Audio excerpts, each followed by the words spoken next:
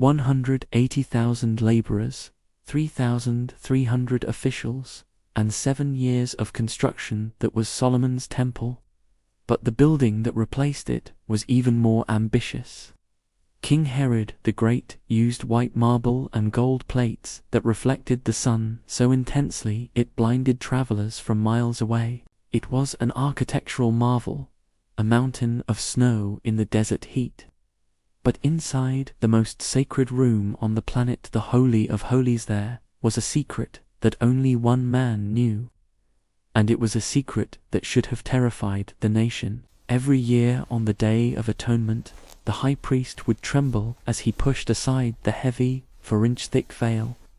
He carried the blood of the sacrifice to appease the Almighty.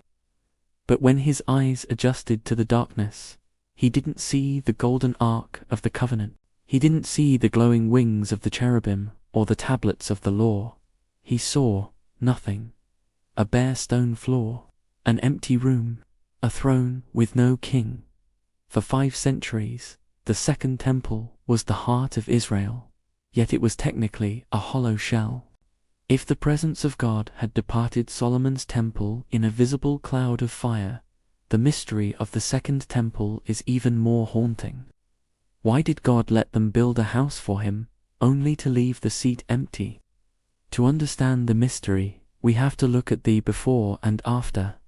Solomon's temple was small, intimate, and packed with the Shekinah glory. But when the exiles returned from Babylon to rebuild, the atmosphere had changed. The prophet Haggai records that the old men who remembered the first temple wept when they saw the foundation of the new one. They weren't crying because it was small. They were crying because it was missing the fire. By the time Herod finished his massive renovation, the external pomp had reached its peak. We've found the warning inscriptions, stone blocks warning Gentiles that crossing into the inner courts meant instant death.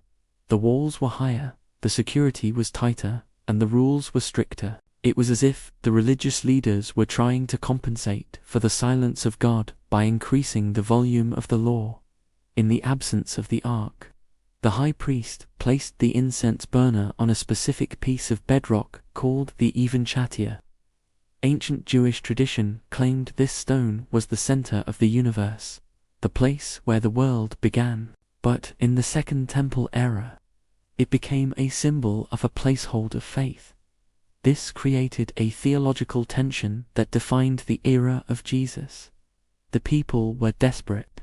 They had the building, they had the priests, and they had the sacrifices. But they were living in a 500-year-long intermission, and then the mystery reached its breaking point. Malachi left them with a haunting promise. The Lord whom you seek will suddenly come to his temple. For 400 years after that prophecy, the temple stayed empty. Then a carpenter from Nazareth walked through the eastern gate. He didn't go to the palace. He went to the temple. He looked at the massive stones, the gold, and the corruption in the courts. And he did something radical. When Jesus stood in those courts and said, "Destroy this temple, and in 3 days I will raise it up," he was solving the mystery.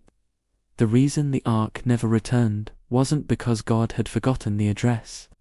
It was because the golden box was no longer necessary. Why settle for a throne of gold when God was preparing a throne of flesh and bone? In 70 AD, the Roman general Titus did exactly what Nebuchadnezzar had done 600 years prior. He burned the Second Temple to the ground.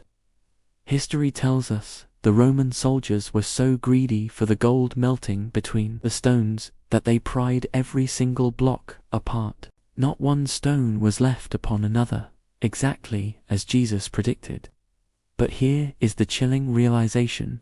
Just like in 586 BC, the fire only consumed a shell.